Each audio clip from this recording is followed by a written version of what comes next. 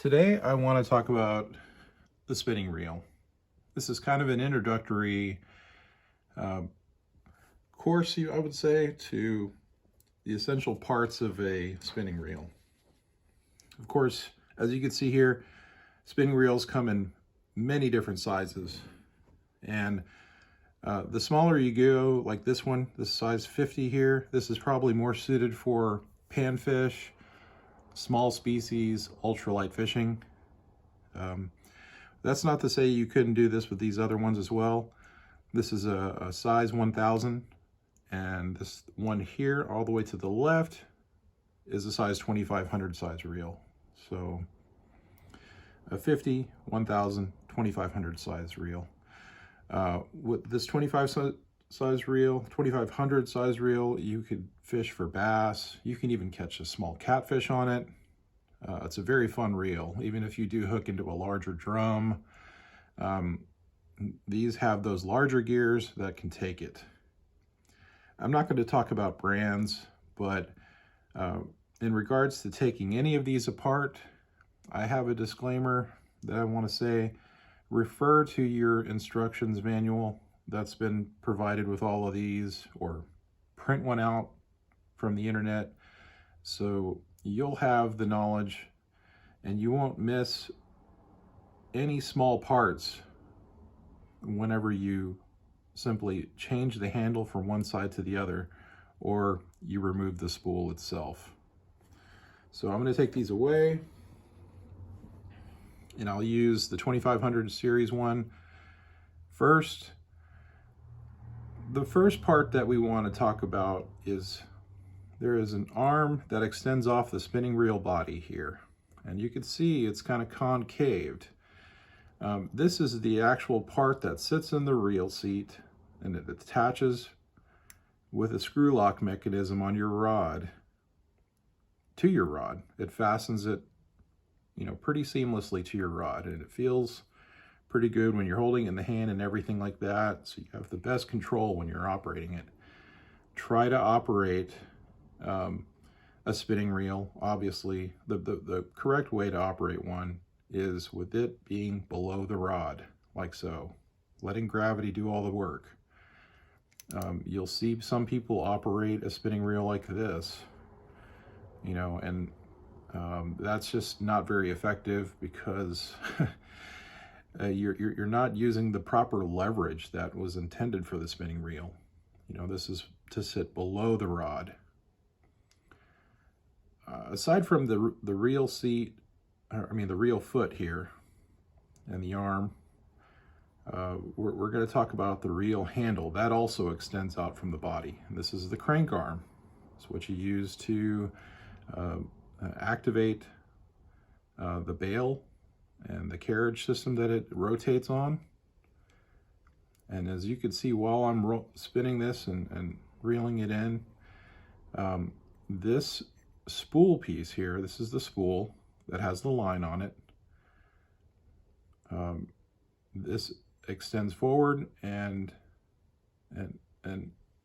goes out and basically goes right back in.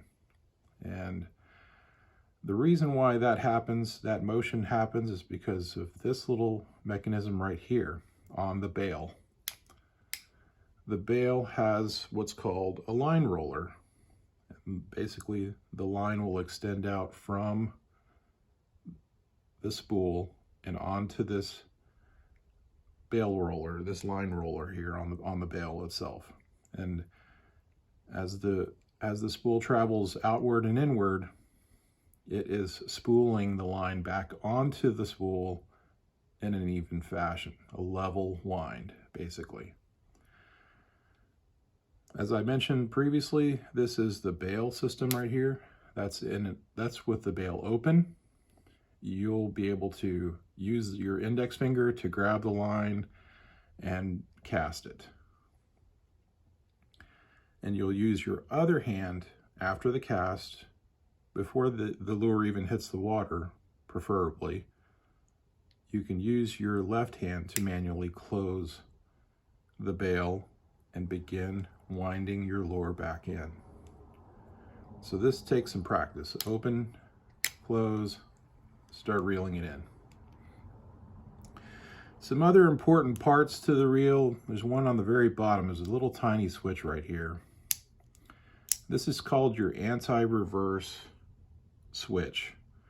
Right now I have it turned on, so I can only reel in a clockwise fashion here. Now, if I had it turned off, I can wind backwards or forwards, basically free spooling. Now, be careful about this. You want to make sure you have it turned on in a normal fishing application. But the reason why they even have this is sometimes you have a fish on and it's really big, and but you still want it you want to be able to let some line out in an emergency sake and control how much line is being let out. That comes in handy in that situation. Also, if you've accidentally bird's nested too much line on the spool. And what a bird's nest means is that the line is not correctly, it's bunched up here, and it's of various lengths. You could see it extending off of the edge of the spool. Some places it's tighter or looser than the other. Basically, it's a mess. It's a literal bird's nest. And that can happen from casting in windy conditions, just kind of a basic mechanical casting failure of some sort. It could be from line memory, and I'll cover those other things in future videos. But having that, ability to release line in a controlled fashion and unwind it helps you to fix a bird's nest. The final component I want to talk about, well, just before I hit the final component, right now this is set up for left-handed reeling. That's just my preference, but you could take this little cap off and this arm, you could switch these around. Refer to your instructions manual, because there's small parts in these components that lock them in place for really efficient, for this crank arm to work efficiently. There's small parts involved, so you don't want to lose those by accidentally misplacing them just by pulling them apart. The final thing I want to talk about is this button at the very top here. You can spin it, you can hear it click while you're spinning it, but this is known as the spool release drag adjustment button. Spinning it clockwise, you can see tightens up the tension of the spool. So it controls how much line can come off the spool and what force. Loosening it, you can see how quickly and easily the line comes right off. So if you were to continue spinning this in a counterclockwise fashion, you'll eventually get to the point where you can remove the spool completely. Right down here is basically a bell system for when you hear something peeling drag, at a crazy rate. So that's a part of, you could hear this little bell right here, and that mechanism at the very bottom hits against the side of the spool, and that's your drag alert system. So you want to make sure you put it back on and it's in the right position before you screw things on. We're going to tighten it up. That's the clicking that you're hearing. That's from the little internal mechanism hitting against the side of the spool here. And that's a good way to know that you have a fish on. So you're going to tighten up your drag by going all the way to whatever feels the tightest for you to start reeling it in. So that's very key right there, is that drag adjustment button. And You would also take off the spool in the event you accidentally had a bird's nest that went underneath the spool. It happens. So you're going to want to familiarize yourself with how to remove the spool and not displace those tiny parts on the inside. So it varies with different reels. But that's the basic operation of this. There's one little piece right here.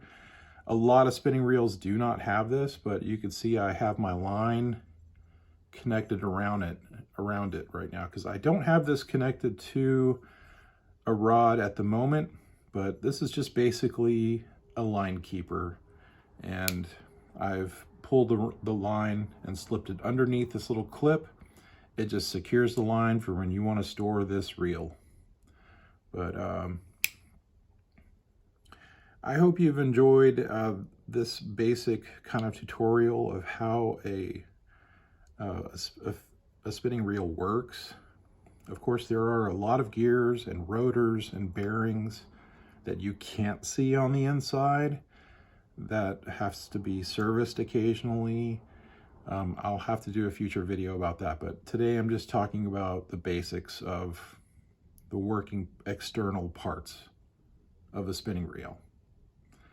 Be sure to like and subscribe to Fishing with Aaron for more how-tos, do-it-yourselves, and tutorials, tips and tricks. And thank you for watching.